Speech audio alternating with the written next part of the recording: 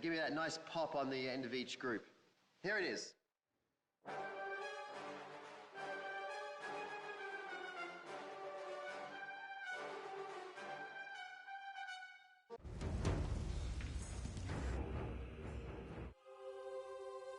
I love brainstorming. Yeah. That's one of the best things about games. Right from the beginning, it's just a creative process. Yeah, it's fun. What happened to the original concept art for Poseidon? No, the concept art for Titan, a water Titan. Can we bring it up on here? Yeah, that's fucking sweet. That's really fucking cool. He's even got the tentacles. Whatever we come up with, it's like, hey, that would be cool. We could, and we just make it form out of water, whatever it might be. A lot of talented people were sitting in that room figuring out, oh, this would be cool, this would be neat, throwing out all these ideas out, doing our best to trying to live up to the God of War 1 and 2 standards, which are insane. Really high. It's like it has to be like almost like in a shape that's like scary. I agree with that. When you pull the camera out, what do you see? And if it is like he's turned into like a huge squid and she's all tied up or something like that. But as you're like fucking flea size, and as you're running around, you see a big part of this. Well, what do you think about maybe that whatever that thing is? It's a lot of different things. It's everybody, you know, it's not just one person that comes to the table and has, okay, here's the perfect idea. It's everybody rifting together. Just like the idea that Poseidon swells up with water and just becomes semi-translucent and you can see all his veins and stuff. And so that way you're actually hitting flesh. Going off of sort of like Will's idea and a combination of the things that we talked about is his skin is basically like a jellyfish.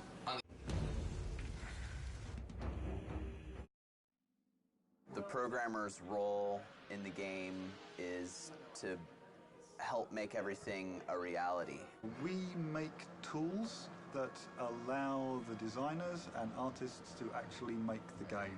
If the designers want to do something or the artists want to do something, if they're smart, they'll consult us and ask, can we do this? And often we'll say no, and then they'll say we want to do it, and then we'll have to do it. You give it to them, they give it to you, say what's wrong, then you give it back to them a little bit different, and then they say no, no, no. Designers are pretty modest in their requirements. Designers are artists. They want the world. The biggest challenge we face for this round of the game is content. The amount of content we need to put into a PS3 game is just order of magnitude bigger than we had to put into a PS2 game. And to drive that content around the studio, we just face, you know, massive challenges. QA stands for quality assurance, and what we do is we play through the game all day and find out the bugs that are going in the game and report them to all the different various production leads and creative leads around the office and make sure that everything gets fixed and there's not any big issues with the game when it ships.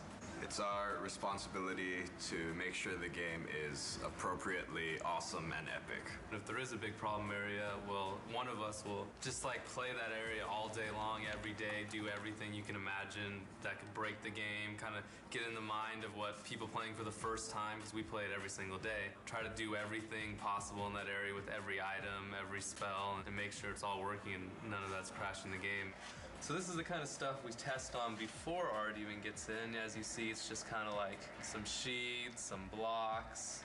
You don't really see a lot. It's a pretty basic level. So you might see a level go from something like this, when it actually gets its art in, it looks a lot different. The spikes look a lot better, the walls have much more designs, you have the wood in the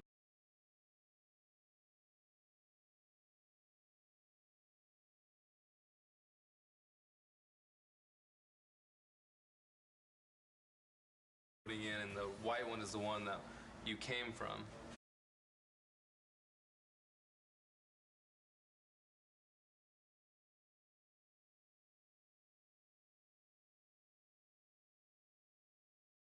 You have your coordinates, which is just where you are on X, Y, Z axis. This is useful for the artists because they can just type it in and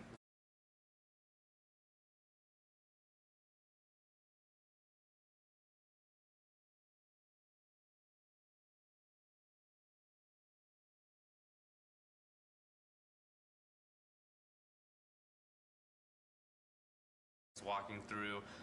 They don't really play the game very much, the artists, because they're constantly doing art. Down here,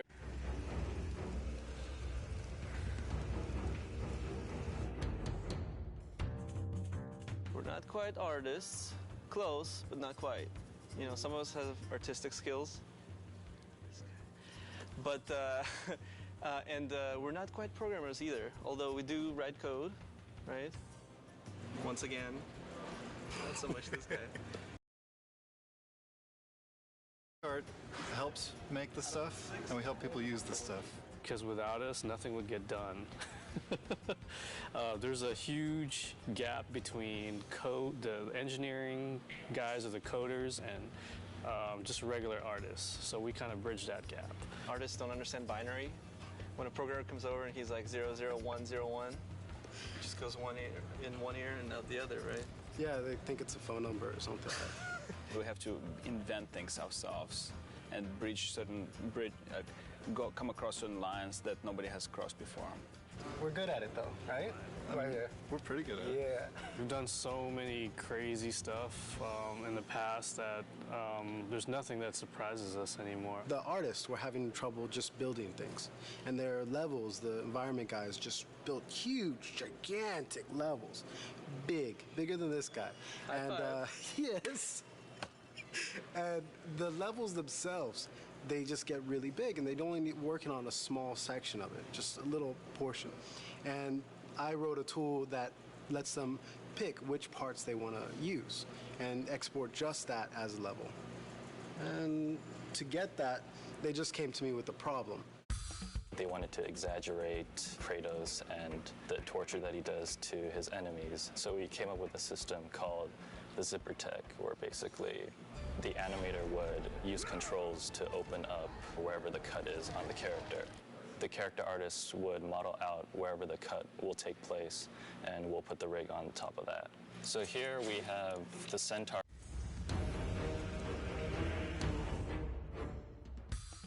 UI is user interface, anything that's not game related, so menus and meters and combo numbers and all that good stuff. The hallmark of a good UI, I would say, is making sure that when the player goes through the menus, that they're able to navigate pretty easily and understand where everything is. And when instructions come up, we want to make sure that they're there and they're clear and they're obvious, but they don't kind of interfere with the gameplay.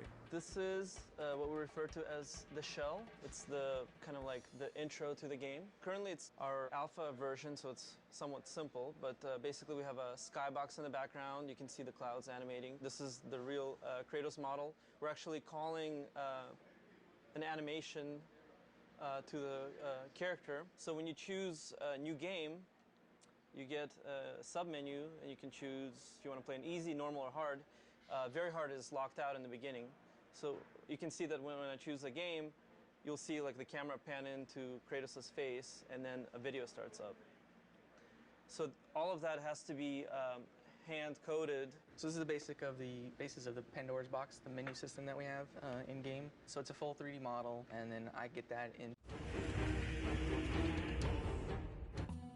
We're kind of the bridge between the ideas that Stig and the designers come up with and different 3D departments. We help visualize it on paper, painting it up, drawing it up in 2D, and then they take that and actually make the assets for the game. You have to come up with cool design with limited time. The design also has to make sense to art director, game director, the lead artist. So it's definitely fun, but it's stressful. What's usually given to us is a quick description and then sometimes a write-up on whatever that creature or character has to do, their function in game, and there's always sort of a highlight on special abilities or things that we need to focus on. There's only 4 concept artists here. We all sit together, so we do get to see what we're doing. I feel like I should know a lot more about Greek mythology by now. I should have my PhD degree or something. Yeah. But still, a lot of times, I just sort of make up a lot of things, and it's still a lot of fun.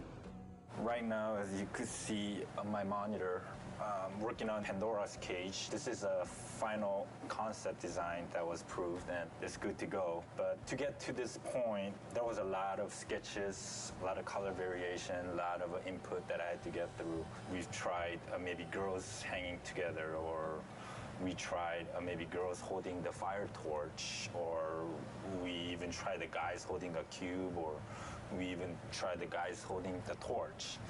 So after all this variation, the one got picked, which was this two characters, Icarus. Because I mainly focus on environment, I took a lot of pictures of myself. Actually, it was my wife took it for me last night. It's kind of embarrassing to show, but I'm wearing my boxers and just shirt. Just try to come up with the pose that I want, even the back part, the front side, and even the hands. So a little frustrating because I do environment paintings, which deals with a lot of rectangles and cubes and where the light is gonna head and all that. But when it comes to character, it's more organic. For me, it's more difficult.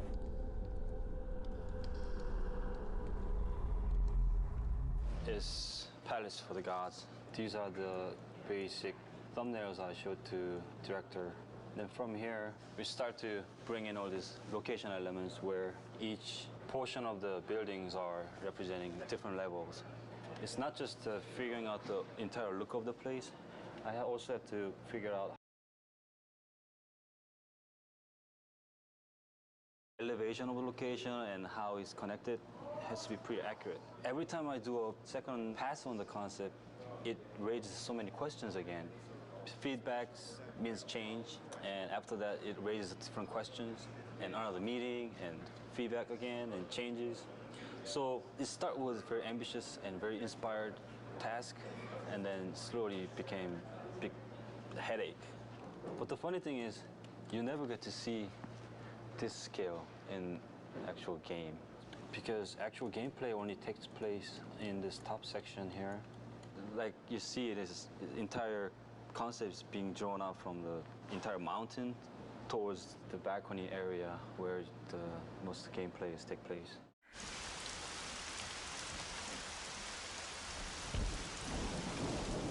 One of my most favorite tasks was to create Aphrodite, the goddess of love. My chore, as it were, was to create the most beautiful woman that ever existed in Greek mythology.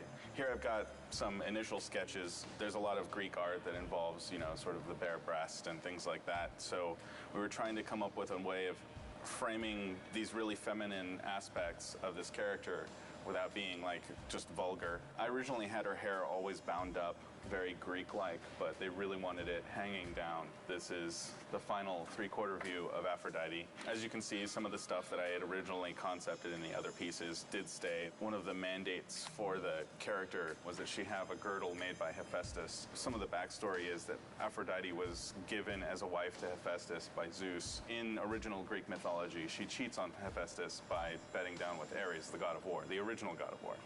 He punishes her by catching her in a trap with Ares and sort of parades the two of them in front of the other gods to shame them. And she was ashamed. She's a naughty girl. But in our story, he just kept her trapped. We've got various somewhat sexy, bondagey entrapments that we've worked up. So the modelers will take this and build, Aphrodite in the flesh. And I must say, I'm really looking forward to see what they do with it. Do you know how long it's been since a real man has come into my chambers? Those bridges outside are nearly destroyed. Zeus refuses to have that stupid mortal Daedalus stop working on his precious labyrinth to fix them.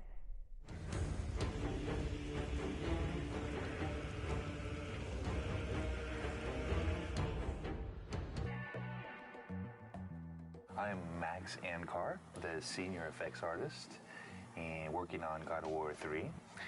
This is my new helper or friend.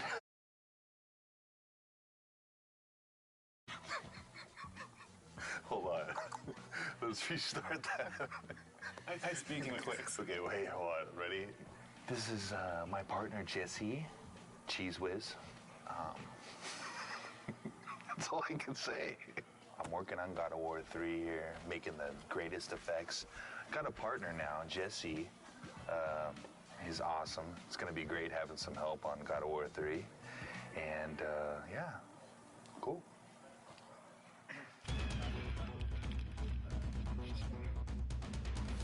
looked on the internet and find out all these different movie special effects, kind of duplicated what they did. We filmed the blood in the idea that maybe we could use some of it for textures.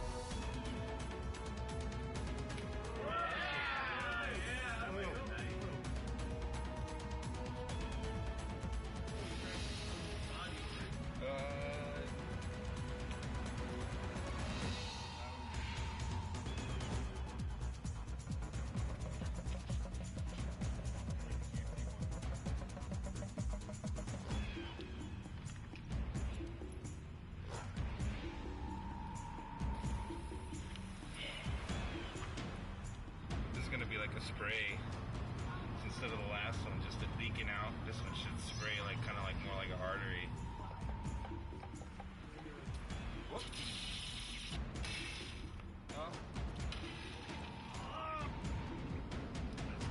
Oh, that's pretty great. And what we found out, the simplest one was just like kind of like a water bottle with filled up with movie blood, and that kind of gave them almost best squirting effect.